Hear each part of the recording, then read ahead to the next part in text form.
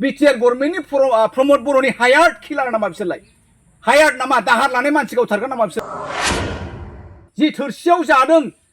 दिनै बे थोरसि होग्रा जाहोग्रा बेक्तिखौ दिनै नायगार नायगार गावथारनाया एखे गावथारथारनो होननानै बोरमा अमाफोरखौ जोङो जेरेखम दिनै फेरेंगारिनि बाहिनिया प्रमदनि बाहिनिया किलार बाहिनिया थारैनो भिडिअखौ नायलांजोबोब्ला नोंथांमोना बुजिगोन नैबे मोगा-मोगि गावथारजानाय न'खराव थांनानै गर्जन मुसाहारि सारा मा फोरमायखो आरो बिथांमोननि फिसाजो सानै जाय दङ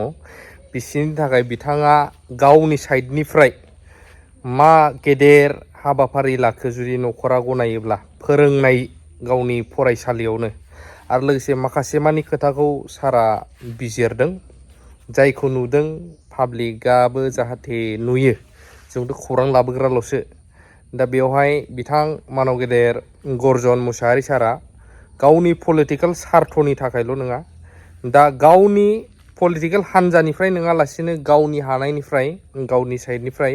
मोनसे डिसिसन लादों जे बिथाङा न'खरनि गथ' सानैनि गेजेराव सासेखौहाय गावनो जानाय लोंनाय गासिबो ए टु जेड फ्रि थानाय गाननाय जोमनाय आरो लोगोसे फरायसालियाव फोरोंनायनि दायित्वखौ बिथाङा लादों आरो गोबांथार मिथिनांगौ खोथा फोरमायदों बिथाङा निस्सय नोंथांमोना नैबे भिडिअनि गेजेरजों मिथिनो हागोन 17 तारिखआव जे बेक्तिखौ बिथांमोनहा अनागार जिर' रेन्जनिफ्रायनो गावनानै खर'आव बेबो मिनि राइफलजों नायजोर नायजोर गोसो होसारनानै गावथारथारनो होननानै गावनाय जाथाय खोनानाय मथे मेलेमानो बारस'जोबदोंमोन दा बे जाथायखौ नायोबा बियो बायसान्स नङा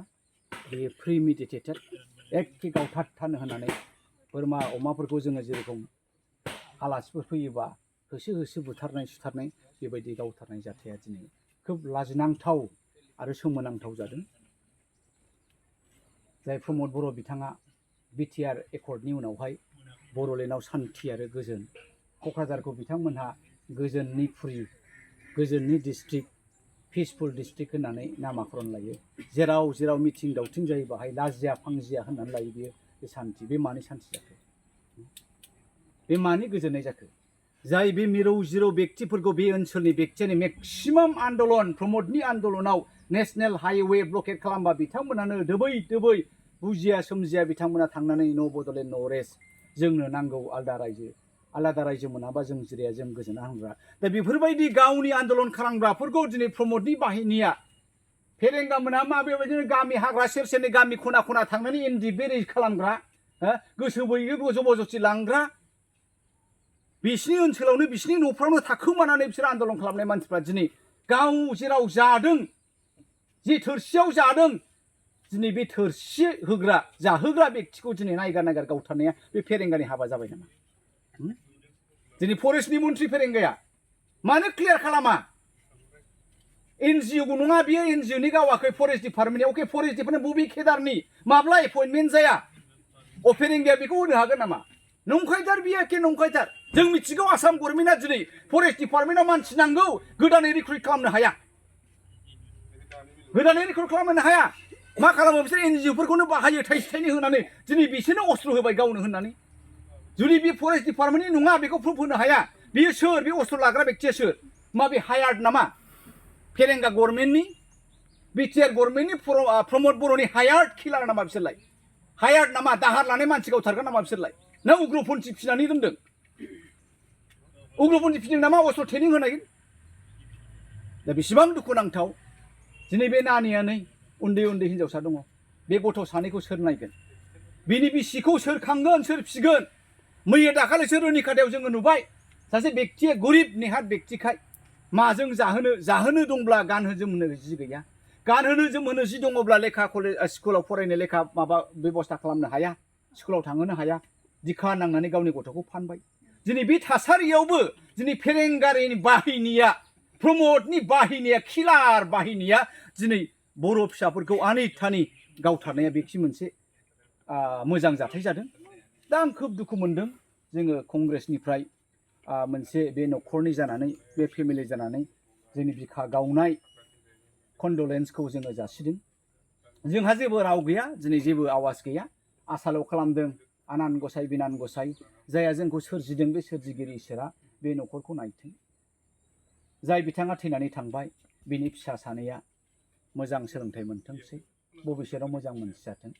जाय बिथाङा थैनानै थांबाय बिनि बिसिया मोजां आइजो जानानै आदर्श आइजो जानानै गावनि बिसायनि सन्मानखौ लाखिनानै बिहाव बिखुनजो बाय बाहागि आरो गामिनि ओनसोलनि सन्मानखौ लाखिनानै मोजाङै रायजो जानो हागोन होननानै आं इसोरनि आर'ज खालामबाय आं बेखिनिल' बुंनो हायो गथ' गथायनि थाखाय नोंथाङा सोलोंथाइनि अफार होदों गथ' गथायनि सायावहाय सानै गथ' हिनजावसा सासेया 5 थाखो नामा 6 थाखो मोनबाय आरो सासेया स्टार्ट जायाखै जोंहा माइदांस्रियाना स्कुलाव खालामासे थांजेननो हासिगौ